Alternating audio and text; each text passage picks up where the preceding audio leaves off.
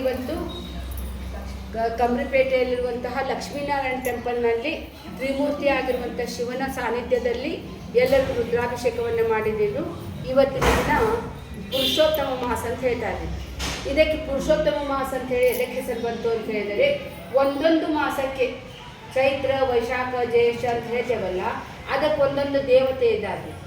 ಆ ದೇವತೆಯಿಂದ ಆ ಮಾಸಕ್ಕೆ ಅಧಿಪತಿ ಇರ್ತಾರೆ.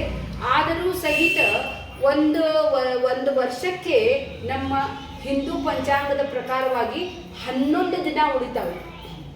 3 ವರ್ಷಕ್ಕೆ ಅವು 33 ದಿನಗಳಾಗ್ತವೆ. ಅವು 33 ದಿನಗಳಾಗಿದ್ದ ಕಾರಣವಾಗಿ ಅದಕ್ಕೆ ಮಾಸಕ್ಕೆ ಹೆಸರಿರಂಗಿಲ್ಲ. ಅದಕ್ಕಾಗಿ ಹೆಸರಿಲ್ಲ. ಬೇನಾಮಂದ್ರೆ ಅಸಹ್ಯ ಅನ್ನಿಸ್ತದೆ ನೋಡ್ರಿ. ಎಲ್ಲರೂ ಅಯ್ಯೋ ಯಾರಂತ ಹೇಳಬೇಕು, ಯಾರಿನಿಂದ ಅಧಿಷ್ಠಾನ ಅಂತೇಳಿ ಅವಾಗ ಎಲ್ಲರೂ ಅಪಮಾನ ಮಾಡಿ ಆ ಮಾಸಕ್ಕೆ ಮಲಮಾಸ ಅಂತ ಹೇಳಲಿಕ್ಕೆ ಶುರು ಮಾಡ್ತಾ ಇದ್ವಿ. ಮಲ ಅಂದ್ರೆ ಹೊಲಸರಿ, ಹೊಲಸು ಮಾಸ. ಎದಕ್ಕಂತ ಹೇಳಿದರೆ, ಈ ಮಾಸದಲ್ಲಿ ಯಾವ ಮಂಗಲ ಕಾರ್ಯವನ್ನು ಕೂಡ ಮಾಡೋದಿಲ್ಲ. ಈ ಮಂಗಲ ಕಾರ್ಯವನ್ನು ಮಾಡೋದಿಲ್ಲ ಮತ್ತು ಎಲ್ಲ ಗ್ರಹ ಓಪನಿಂಗ್ ಅವೆಲ್ಲ ಅಂಥದ್ದೆಲ್ಲ ಮಾಡೋದಿಲ್ಲ ರೀ. ಹೀಗಾಗಿ ಅದಕ್ಕೆ ಭಾಳ ಕಷ್ಟ ಆಗಿ ವೈಕುಂಠಕ್ಕೆ ಹೋಗ್ತೈತಿ.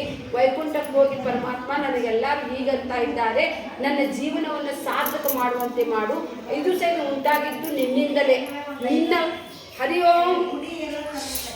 ಹಾಗಾಗಿ ಈ ಒಂದು ಮಾಸಕ್ಕೆ ನನ್ನ ಹೆಸರು ಕೊಡ್ತೇನೆ ಅಂತ ಹೇಳಿ ಶ್ರೀಮನ್ನಾರಾಯಣ ಅದಕ್ಕೆ ಪುರುಷೋತ್ತಮ ಮಾಸಗಳಲ್ಲಿ ಎಲ್ಲಕ್ಕಿಂತ ಶ್ರೇಷ್ಠ ಮಾಸ ಅಂತ ಹೇಳಿ ನೀನು ಹೊಗಳಿಸ್ಕೋ. ನಿನ್ನ ಮಾಸದಲ್ಲಿ ಬಂದಾಗ ಯಾರು ಯಜ್ಞ ದಾನ ತಪಸ್ಸನ್ನು ಮಾಡ್ತಾರಲ್ಲ ಅವರಿಗೆ ಸ್ವಲ್ಪ ಮಪ್ಯಸ್ಯ ಧರ್ಮಸ್ಯ ತ್ರಾಯತೆ ಮಹತೋ ಭಯಾತ್. ಸ್ವಲ್ಪ ಮಾಡಿದರೂ ಸಹಿತ ಅಧಿಕ ಫಲ ಉಂಟಾಗುವಂತೆ ಆಗಲಿ ಅಂತೇಳಿ ಆಶೀರ್ವಾದ ಮಾಡಿದ್ದರಿ. ಅದಕ್ಕಾಗಿ ಈ ಮಾಸದಲ್ಲಿ 33 ದಂಪತಿಗಳಿಗೂ ಸಹಿತ ದಾನ ಮಾಡ್ತಾರೆ. ಅಂದರೆ ಅನಾನಸ್ಸನ್ನು ದಾನ ಮಾಡ್ಬೇಕಂತ ನಿಯಮದಲ್ಲಿ. ಇಲ್ಲಂತ ಹೇಳಿದ್ರೆ ಮಾವಿನ ಹಣ್ಣರಿ ಆ ಮಾಸದಲ್ಲಿ ಯಾವುದು ಬೇರೆ ಬೇರೆ ಸೀಸನ್ನಲ್ಲಿ ಬರ್ದಿರ್ತದೆ, ಈ ಮಾಸದಲ್ಲಿ ನೀವು ಮಾವಿನ ಹಣ್ಣನ್ನು ಕೂಡ ದಾನ ಮಾಡ್ಬೇಕಂತೇಳಿ. ಅದು ಸಹಿತ ನೀವು ಬ್ರಾಹ್ಮಣರಿಗೆ ದಾನ ಮಾಡ್ಬೇಕಂತ ಹೇಳ್ತಾರೆ. ಬ್ರಾಹ್ಮಣ ಅಂತ ಹೇಳಿದ್ರೆ ಜಾತಿ ಬ್ರಾಹ್ಮಣ ಅಂತ ಹೇಳಿಲ್ಲ ರೀ. ಅವ್ರು ಹೇಳಿದ್ದು ಬ್ರಹ್ಮಜಾನಾತಿಥಿ ಬ್ರಾಹ್ಮಣ. ಯಾರು ವೇದಾಧ್ಯಯನವನ್ನು ಮಾಡಿದ್ದಾರೋ, ಯಾರು ತಮ್ಮ ಜೀವನವನ್ನು ವೇದದ ಸಲುವಾಗಿ ಸಮರ್ಪಿಸಿಕೊಂಡಿದ್ದಾರೋ, ಆ ವೇದ ಪ್ರಚಾರವನ್ನು ಯಾರು ಮಾಡ್ತಾರೋ ಅವರಿಗೆ ಕೊಟ್ಟ ದಾನ ಅದು ಮಹತ್ ಫಲವನ್ನು ಕೊಡುತ್ತದೆ ಅಂಥೇಳಿ ನಾರದಾದಿ ಪುರಾಣದಲ್ಲಿಯೂ ಹೇಳಲಾಗಿದೆ. ಇದನ್ನು ಶುಕ ಮಹರ್ಷಿ ಅದನ್ನು ಸೂತರಿಗೆ ಹೇಳಿರುವಂತಹ ಉಲ್ಲೇಖನೂ ಅದನ್ನು.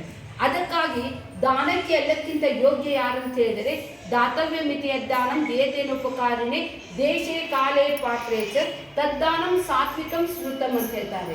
ಆದ್ದರಿಂದ ಯೋಗ್ಯ ವ್ಯಕ್ತಿಗಳಿಗೆ ಕೊಟ್ಟ ದಾನ ಮಹತ್ ಪುಣ್ಯವನ್ನು ಕೊಡುತ್ತದೆ ಅಂತ ಹೇಳಿನೇ ಈ ಮಾಸದಲ್ಲಿ ದಾನಾದಿಗಳನ್ನು ಮಾಡ್ತಾರೆ. 33 ಮುತ್ತೈದರಿಗೂ ಕೊಡ್ತಾರೆ, 35 ಬ್ರಾಹ್ಮಣ ದಂಪತಿಗಳಿಗೂ ಕೊಡ್ತಾರೆ. ಅದು ಸಹಿತ ಆಗೋದಿಲ್ಲ ಅಂತ ಹೇಳಿದ್ರೆ ಒಬ್ಬರಿಗಾದರೂ ಸಹಿತ ದಾನ ಮಾಡಬೇಕು.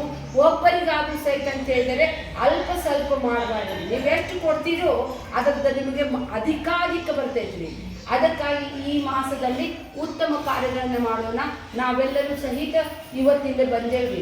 ಯಾವುದೇ ರೀತಿ ಅರ್ಧಂಬರ್ಧ ಆಗಿದ್ದರೂ ಸಹಿತ ಈ ಒಂದು ಮಾಸದ 4 ವಾರ ಬರ್ಬೋದು, 5 ವಾರ ಬರ್ಬೋದು ರೀ. ಮಾಡಿದ್ದೆ ಆದರೆ ನೀವು ಎಲ್ಲವನ್ನ ಮಾಡಿರುವಂಥ ಪುಣ್ಯ ಬರ್ತೈತ್ರಿ.